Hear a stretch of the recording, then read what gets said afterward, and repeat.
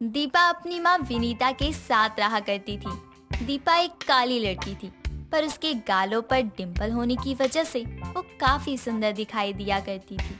काली होने के बावजूद सभी लड़के उसके पीछे पागल हुआ करते थे और इसका रीजन था उसके गालों पर बनने वाली डिंपल। ऐसे ही एक दिन दीपा अपने कॉलेज जाती है और अपनी क्लास में बैठकर पढ़ाई कर रही होती है। तभी उसके पास एक लड़का आकर बैठ जाता है और उसे एक टक निहारने ही लगता है। उसको इस तरह से खुद को निहारते देखकर दीपा उससे कहती है, एक्सक्यूज मी, आप कौन है और आप मुझे इस तरह घूर क्यों रहे हो? मैं वीर, और आपको पता है आप कितनी सुंदर हैं। जब आप कॉलेज में आई ना तब मैंने आपको देखा। आपकी सुंदरता देख के तो मैं पागल ही हो गया। देखिए, मैं आपको नहीं जानती हूँ, इसलिए आप यहाँ से जा सकते हैं। अगर आपको नहीं जाना है तो इट्स ओके, मैं ही चली जाती हूँ। दीपा अब अपना बैग उठाकर वहाँ से जाने लगती है। तभी वीर उसका रास्ता रोकते हुए उससे कहता है, एक बात बताओ, तुम सुंदर लड़कियां खुद को समझती क्या हो? अगर कोई हैंडसम लड़का तुम्हारे पीछे आ रहा है तो तुम लड़कियां इतना फुटेज क्यों खाती हो? एक्सक्यूज मी, मैं कोई सुंदर लड़की नहीं हूँ और मेरा पीछा करना बंद कर दो। इस कॉलेज में और भी लड़कियाँ हैं जो इतनी सुंदर है, तुम उन पर ट्राई करो। वीर कुछ बोल पाता उससे पहले ही दीपा वहाँ से चली जाती है। दीपा के जाते ही वीर के फ्रेंड्स उसके पास आते हैं और हंसते हुए उसकी एक दोस्त रीना उससे कहती है, वीर, ये तेरे हाथ नहीं लगने वाली। मैं तो कहती हूँ तू इसको छोड़ और किसी और लड़की को देख। यार तू इतना स्मार्ट है, तुझे तो कोई भी सुंदर सी लड़की मिल जाएगी। और वैसे भी इस कल्लो में क्या ही रखा है, मुझे तो समझ नहीं आता। जब से यहाँ आई हूँ तब से इस कॉलेज के लड़कों को देख रही हूँ, कोई न कोई इसके पीछे लगा रहता है। मुझे तो समझ ही नहीं आ रहा आखिर क्या है इस कल्लो में। यही तो तुम नहीं समझ पाओगी रीना, क्योंकि तुम एक लड़की हो ना, इसलिए।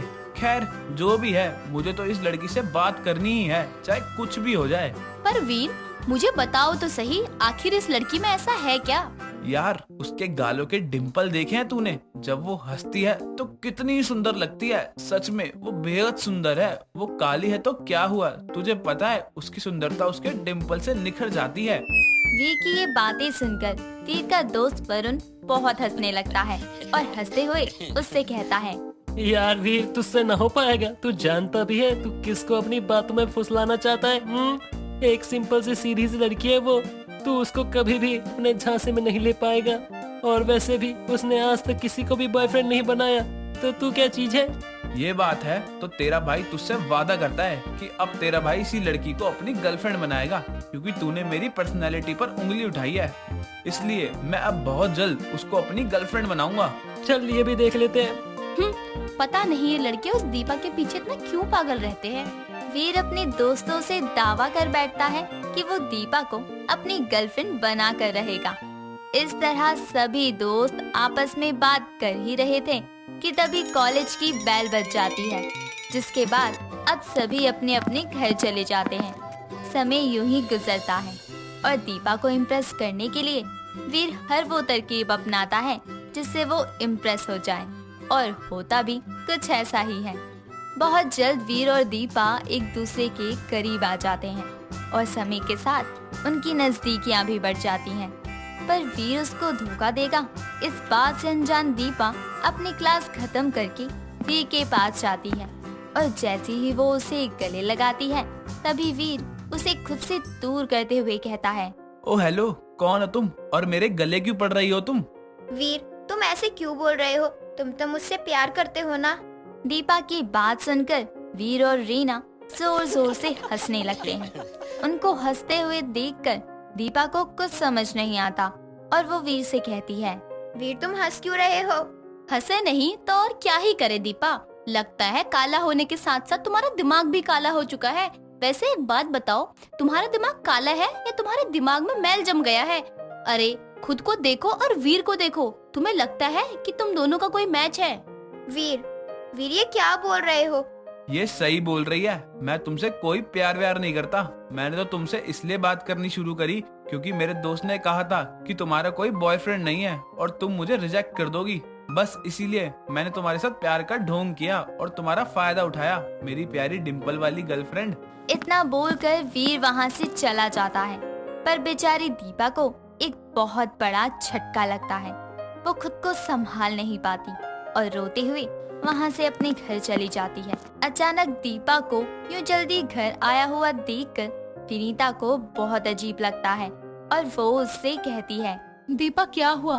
तू कॉलेज से जल्दी घर वापस कैसे आ गई? कोई बात है क्या?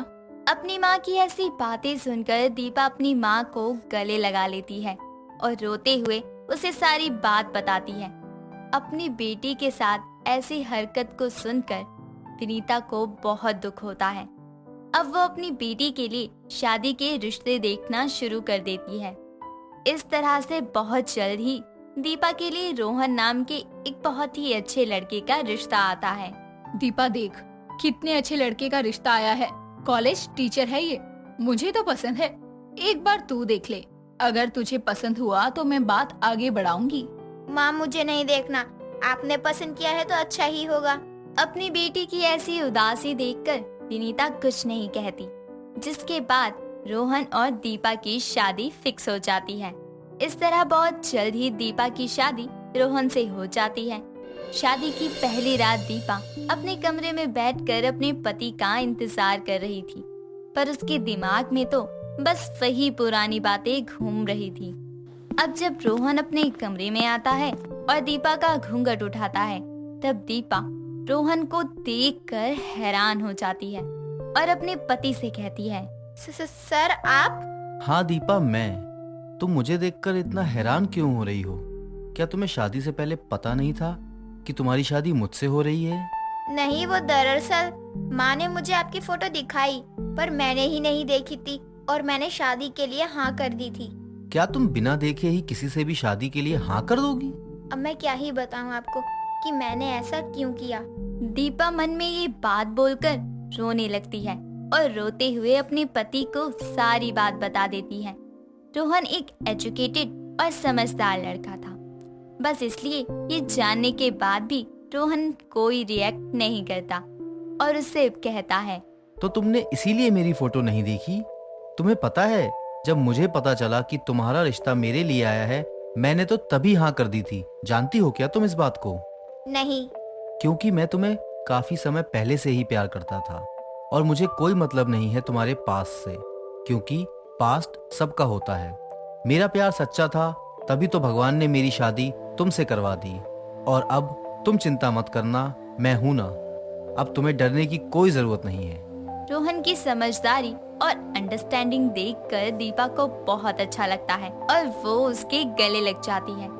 समय गुजरता है और समय के साथ साथ दीपा अपने घर की जिम्मेदारियां बखूबी निभाती है।